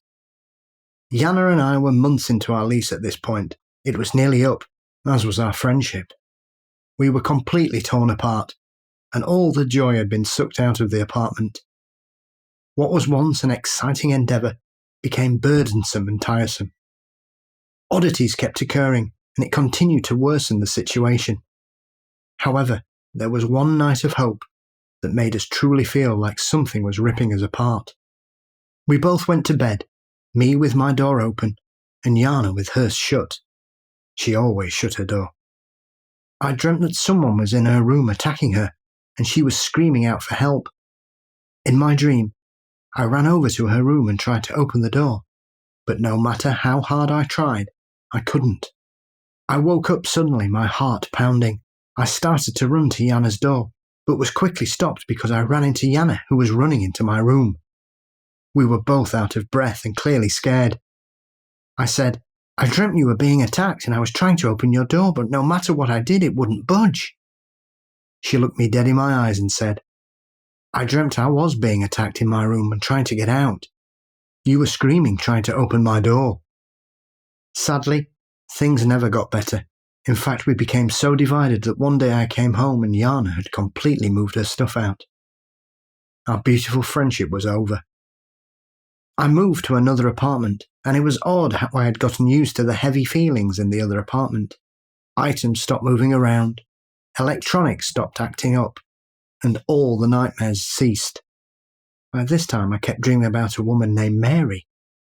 I tried looking up information on the place and her name, but I couldn't find anything. It took years, and I'm happy to report that Yana and I are back to being best friends again. It took a lot of interesting conversations and the acceptance of strange events.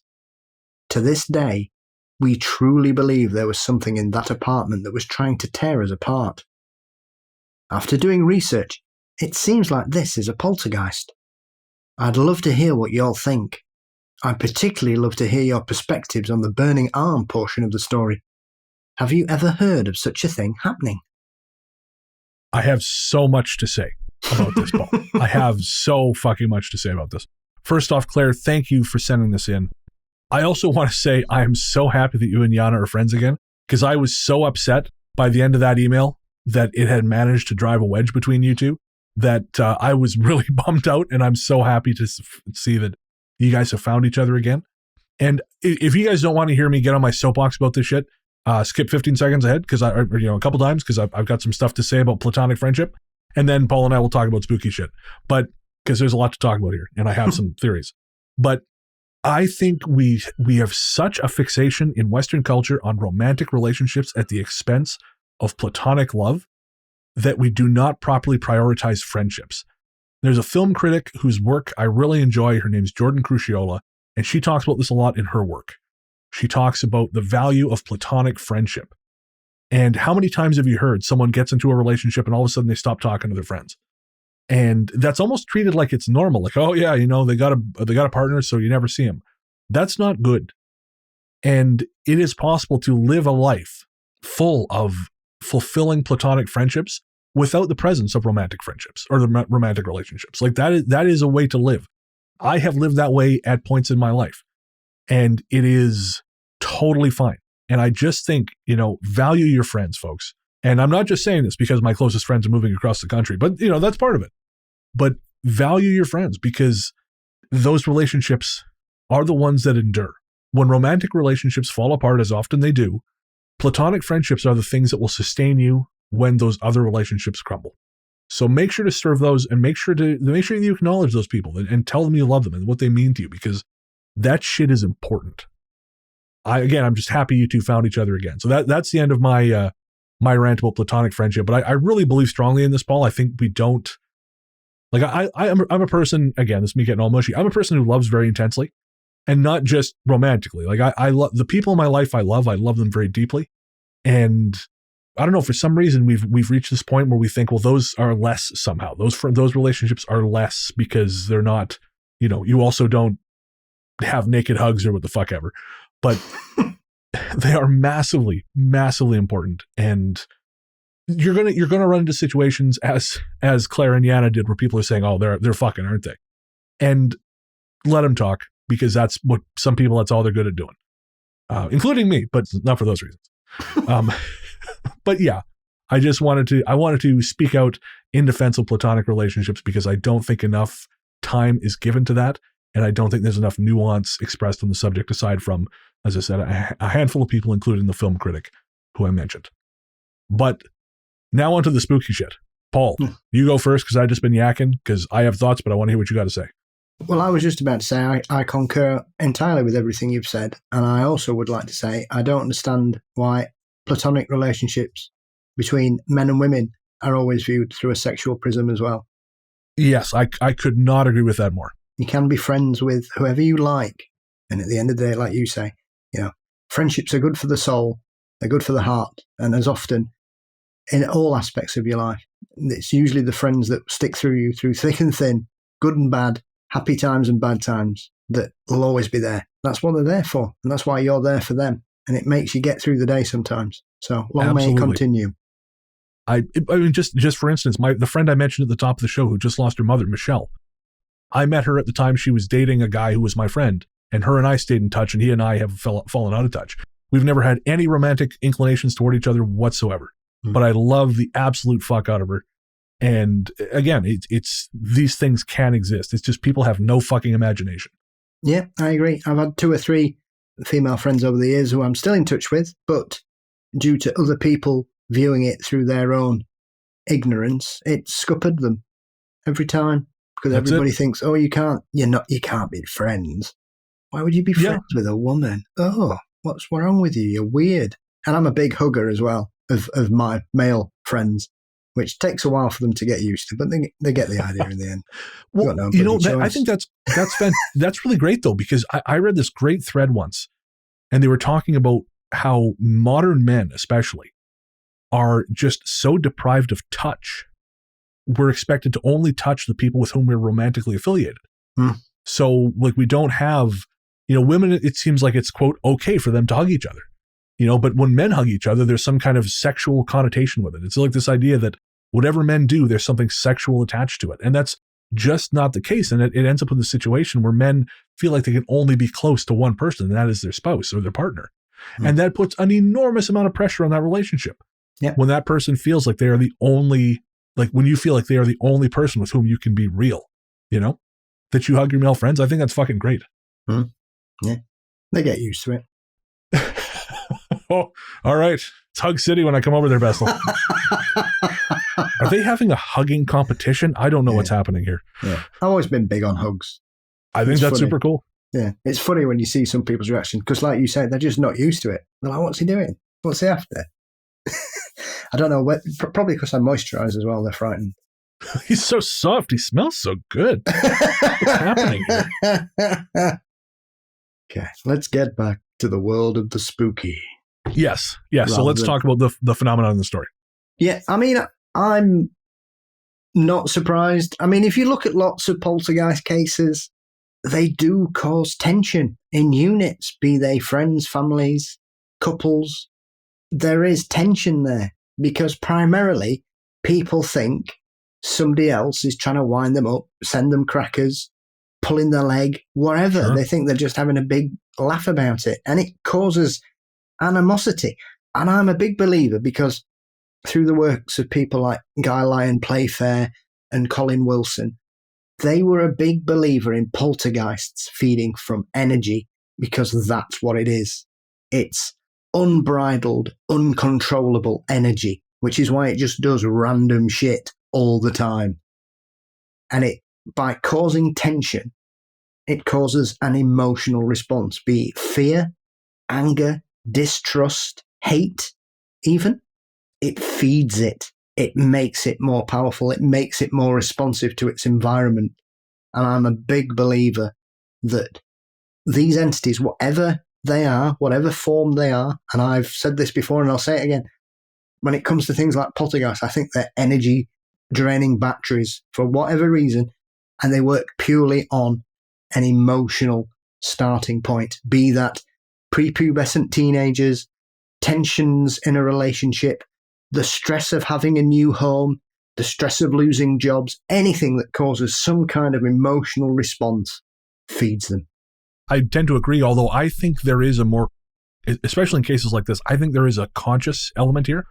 You know, I think that, like, I think obviously the power of the friendship between these two women was very strong, you know, and I think that sometimes these things, like these intense emotions, I think there are creatures that exist in, I don't know what the hell you'd call it, but like the psychosphere, whatever the fuck you want to call it, that feed on emotion, that feed on whatever it is we generate when we are just powerfully connected to people and things. And like you said, when you're very excited, when things are very good, that produces a lot of juice, but also when things are very bad. But I think that the whatever it happened, either it was there already or they attracted it. But I think it was there to feed. And I think that it realized, well, there's other ways I can feed. You know, like because who knows, maybe the intensity of the initial connection, you know, because that happens, right? Whether it's friends or lovers, you know, you get that incredible jolt in the beginning and then things level off. It doesn't mean it's bad. It's just you get that new relationship energy. And again, that's regardless of whether it's romantic or platonic.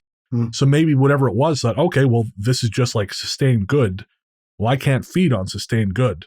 So what is the only thing more powerful than the rising energy of a new relationship? It's breaking something that is solid. You know, you take something that is functional and serves a purpose. Like, as I said, strong platonic friendships mean a great deal to people. And I think to break that is to produce an enormous amount of energy. And so I think there is something to that. And that leads me to the other thing. One, the black mist. This is not the first time we've heard about the black mist. The black mist has made an appearance at least twice on the show previously, once in a listener story. And the fact she couldn't move her arm. And I think I found a connection to that in some of those FOIA documents, the Freedom of Information Access documents, that the Sun has published in regard to UFO phenomena. Because what that sounds like to me, the burning, that sounds to me like manipulation of the nerves. And in some of those cases that have come out as a result of these Freedom of Information requests about UFO activity is nerve damage among people who have witnessed them. Yep. So I think somehow these things act on our nerves. And I think that's what you experienced, Clara. I think that you experienced, for whatever reason, maybe it took an extra amount of effort to arrest your movement, but I think that's how it did it. I think it acts directly on your nerves. And I think what you felt was the overstimulation of nerves. And I'm just glad you didn't suffer any lasting damage, because there are many reported cases of lasting damage from such encounters. What are your thoughts on that, Paul? Yeah, absolutely. There are certain cases over the years where people have had paranormal encounters and where they've had a negative physical response. Often people will say that they feel that their skin's tingling or their hairs are standing up on the back of the neck. So at the end of the day, it's all about the excitation of nerves, isn't it? I'm just taking a quick look. I just want to see. Yes, so on episode 131, London Fridge is Falling Down, Matt from the Royal Philharmonic Chainsaw Podcast, he talked about a black mist appearing to him as a child in the 80s. And then we had stories from Tommy in that same episode about a black mist that would float into their room. And Sam in that same episode. So episode 131, if you want to hear more stories of the black mist, 131 is the place to go. There are others, but that's the one I'll give you for now. So there are definitely other reports of this. You're certainly not alone. I have experienced it, and I felt kind of an electrical charge when I drove through it. So, yeah. Pontefract, it was a white mist. Was it? Mm-hmm. Looked like it was snowing. Oh, weird. Makes you wonder if there was any kind of light interference there as well, like we were talking about. There's plenty, especially in poltergeist cases, there is usually some mention of, in some where people see mists of varying colours. Fascinating. Well, Claire, we hope that gives you some clarity. Okay.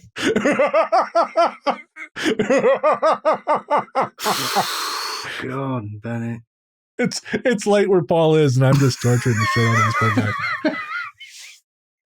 But I hope that gives you some insight into what you experienced. I didn't say it again. And and again, I'm so happy you and Yana have found each other again. Absolutely. Because that's a beautiful thing. Friendships like that are rare and to be treasured. So yeah, take that, Poltergeist. All right, guys, that's the end of our listener stories for this episode. If you have a story to share, ghoststoryguides@gmail.com is a place to send it. And there's other ways to reach us, but we'll talk about that after the break. Vodka lies and vodka curse, or another dream. How softly you lie. Drink a toast to them, bad vision of the past. Raise a glass in memory, never meant to last. And how softly you lie. Hey there, listeners. Before you reach for that skip 15 seconds ahead button, I promise you this isn't an ad. We wanted to take a minute to talk to you about mental health. On this show, I've always tried to be as honest and open as possible about my struggles with depression and anxiety, because even though we've come a long way towards acknowledging the very real damage these things can do, there is still way too much lingering stigma about reaching out for help. And when you start to feel like there's no help, it's easy to start feeling like there's no hope. But Paul has joined me today to remind you there is always hope and there's always help. We're not going to try and talk you out of self-harming right now, because we know that's not how it works. Instead, what we wanted to do was tell you something now and hope that should things get bad, you'll remember it and make a phone call or send a text message before you make any permanent decisions. As someone who knows all too well just how important mental health can be, it's never too late to reach out. In Canada, the number to call is 133-456-4566. In the USA, the number to call is 1-800-273-8255. In the UK, the number to call is 116-123, or text SHOUT, that's SHOUT, to 85258. In Australia, the number to call is 131114. However bad shit seems, it will pass. And no matter what your brain might be telling you at any given moment, and believe me when I say I know this intimately, there are people who love you, and people who care deeply about how you treat yourself. Should a time come when you find yourself despairing, please know that we've both been where you are, and there is a way back to the world. Take care. Welcome back. As always, thanks to the rest of the Ghost Story Guys team, Luke Greensmith, Anthony Germaine, Sarah Kent, and Joseph Camo. Luke is the host of the Lukelore podcast. That's a short-form folklore podcast, 15-20 minutes. Learn a little bit about a lot of different stuff. It's a ton of fun. Luke's a great host. You can find that everywhere fine podcasts live. Joseph is the host of In Search of Ghosts, and that is a brand new YouTube show. You'll find that by searching for In Search of Ghosts on YouTube. Very informative, a more information-based look at the ghost phenomenon, which I think the subject sorely needs. And so I do recommend checking out In Search of Ghosts. Joseph, of course, also co-host of the Weird Together live stream that we do every 2 weeks. So thank you to them, and thanks to you, my friend and co-host, the amazing Paul Bestall, host of Mysteries and Monsters, the paranormal Johnny Carson himself. What's coming up on M&M, Paul? Well, this week we have the return of the ever-popular David Weatherly. Always good. As we dive into South Carolina and one of my very favourite cryptid cases of all time, the legendary Bishopville Lizard Man. We talk about a lake monster or two, a mermaid that caused a riot. Oh. A terrifying creature that lives underneath a university that scared students and police officers, as well as diving into what's the difference between mermaids and Simbis. I've never even heard of a Simbi, so I am very excited to hear that one.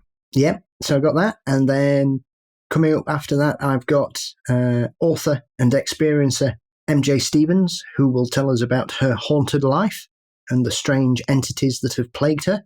And then I've also got another returning favourite, as Richard Freeman returns to tell us about his hunts around the world in search of monsters. Very cool. And where can everyone find you online? You can find us where all good and bad podcasts live, across all social aggregators, for searching for Mysteries and Monsters. And you can find Mysteries and Monsters across all social media platforms and YouTube by just searching for Mysteries and Monsters. Brilliant. I am on Twitter and Instagram as Largely the Truth. You can also find my non-paranormal interview show, Largely the Truth with Brennan and Storr, everywhere fine podcasts live. On my most recent show, I speak to Jerry Smith. He is a composer and film journalist. His music is released under the name Rainy Days for Ghosts, and it is really great electronica stuff. On this episode, we talk about his latest EP, Rescore, where he reinvents musical cues for some famous horror films. And there's some really great stuff there. You know, as I told Jerry on the show, it would have been easy for him to just do the Halloween theme with some loops behind it. But instead, he completely reinvents it and tries to find something that is expressing the mood and the atmosphere of the film without revisiting what's come before. And it's really effective stuff.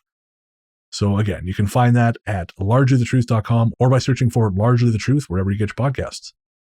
And I also want to give a shout out to Jen and Andy over at the podcast Ichabod's House. We were part of their picks for the week, and they were very, very kind about the show. So again, that's Ichabod's House, and that's very similar to what we do here. Their last episode, the episode I listened to, was the Watsika Wonder, I believe. And their newest episode is about the ghost of John Wilkes Booth. About a guy who, was hypnotically regressed and said he was John Wilkes Booth in another life. So it's crazy stuff. Check it out. Again, that's Ichabod's House. You can find that everywhere fine podcasts live. As we said at the top of the show, if you want to be a patron, and who doesn't? Our patrons are just the fucking coolest, man. Head to patreon.com/ghoststoryguys. Again, that's patreon.com/ghoststoryguys. We have tiers at the $1, $5, $10, $20, and $50 levels. Gets you access to all kinds of stuff, including an ad-free feed, bonus shows every week you get, Book of the Dead or Host Adventures, me and Paul, the Sunken Library, all kinds of stuff. I just put up the post for next month's Q&A, and the Q&A sometimes run as long as 2 hours. They go into crazy digressions, much like this show has, and folks seem to enjoy them. There are also physical rewards, all kinds of crazy stuff. Again, that's patreon.com/ghoststoryguys. If you want to get in touch, best way to do it is by email. That's ghoststoryguys@gmail.com. We're on Twitter and Facebook as Ghost Story Guys. We're on Reddit as r/Ghost Story Guys podcast. And we are on Instagram as the Ghost Story Guys. But as I said, if you've got a story, best way to send it is via the email. We've reached a point, especially with the Instagram, where I'm sort of overwhelmed with DMs, and I love getting DMs from you guys. Don't think that's me saying don't send them. It's just that I have a hard time keeping up with them and tend to lose things. So if you send me a story via the Instagram DM, please send it to me via email. I'm much better at keeping track of email. So you can reach us at all those places or by calling the Ghost Line. There's something strange in your neighborhood. Who you gonna call? Ghost line. Call 1-888-588-6920. Thanks to Amber Pease for our Ghost Line jingle. Again, that's 1-888-588-6920. Share your story, comment, or question as one or a series of voicemails. And if we have an opportunity, we will play them on the show. And if you live somewhere where you cannot get to the Ghost Line, I think it's only accessible via North America, you can always record a message using the voice app on your phone, attach it to an email, and send it to us at ghoststoryguys@gmail.com with the subject heading Ghost Line. In terms of news, do you have any appearances coming up yourself? No, I haven't. I'm afraid not. But I will be making a long overdue return to enjoy a UFO conference, which is being held in Hull at the beginning of May. So I'm really looking forward to that. Very cool. So if you see Paul there, make sure to say hi, give him a hug, ask first. As for me, I will at some point be on the Mystere Creations podcast. That interview was last week. I don't know when their second season debuts or if it has debuted yet, but when that comes out, I'll post it up on our socials. And if you happen to be coming through Victoria, I know people are traveling again, you want to meet up for a coffee, feel free to shoot us an email and I will see if I can make it work. And that also goes for Paul. If you happen to be in the Sheffield area, shoot us an email, ghoststoryguys@gmail.com, and we'll try to figure all that out. Yes, I will talk ghosts for pale ale. That seems like a fair trade to me. Very true. And a bag of pork scratchings. Oh, now I'm hungry. I didn't eat much today. Maybe that's why I was so rambling. Anyways, please rate and review the show. Tell your friends about the show. We're trying to grow our audience this year, and there's no better way than a personal recommendation. So if you know someone who likes the strange and unusual, even if they're on the skeptical side, say, hey, listen to these guys. If you want to pick up any Ghost Story Guys merch, head on over to our website, ghoststoryguys.com. You'll find a link there to our TeePublic store. We've just added some new designs. There's a great new design from TeePublic themselves. It's called, it's our haunted house design, which is based on a piece created originally by artist Mike Harmon. So again, that's ghoststoryguys.com. Follow the links to our TeePublic store. And if you do buy something, make sure to send us a pic. We'll put it up on the social media. We love seeing you guys wearing our gear. We're flattered that you would buy it, and so we'd love to see you sporting it. Our musical guest on this episode was Kyla Lee. Again, in addition to being a singer, Kyla is an accomplished attorney and author from Vancouver, BC. You'll find a link to more of her songs in the show notes, and we'll also include a link to her book, Cross-Examination, The Pinpoint Method, for you aspiring attorneys out there. That'll all be in the show notes. Again, the song was Softly, and that is available currently on YouTube, so we'll also include a link to that in the show notes. Our theme song, Radio, Into the Darkness We Go, is composed and performed by Peter Kursov of Podzontommusic. You can find more from him at nightharvestrecordings.com or by searching for Podzontommusic wherever you get your tunes. Our story's theme is The Future Belongs to Them Now by Hexxagram. Find more from them by searching for Hexxagram wherever you get your music. Remember, that's Hexxagram with 2 X's, not 3. And I guess that's going to do it. We'll be back in 2 weeks, but until then, into the darkness we go.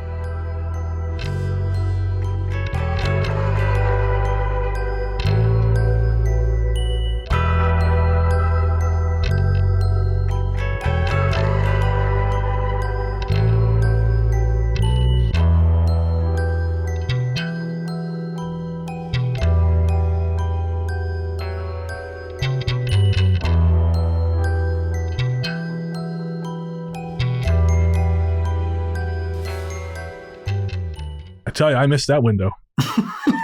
I would have done very well in the time of high chunk. Generally speaking, I try not to, but yes, this is in fact a chunky episode.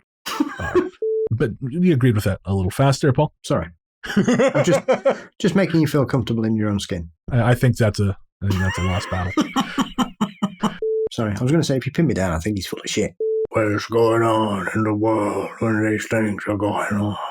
What's happening? That made more sense than anything he said. Is it magic or science? Again, you're making too much sense. So he's already got into it. What was that? Hayvac?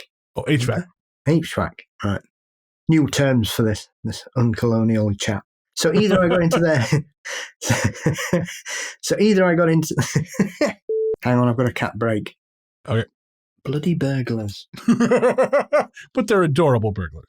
That doesn't sound good. Even I heard that one. I had another cat appear from behind a curtain. That wasn't when I was there. You're just overcome by cats. They're coming for me, Brennan. I know we're not redoing it. Okay. Yes, I'll have a word with my agent. Yes. Can we do it? Yes, we're all right. He's a fucking bum.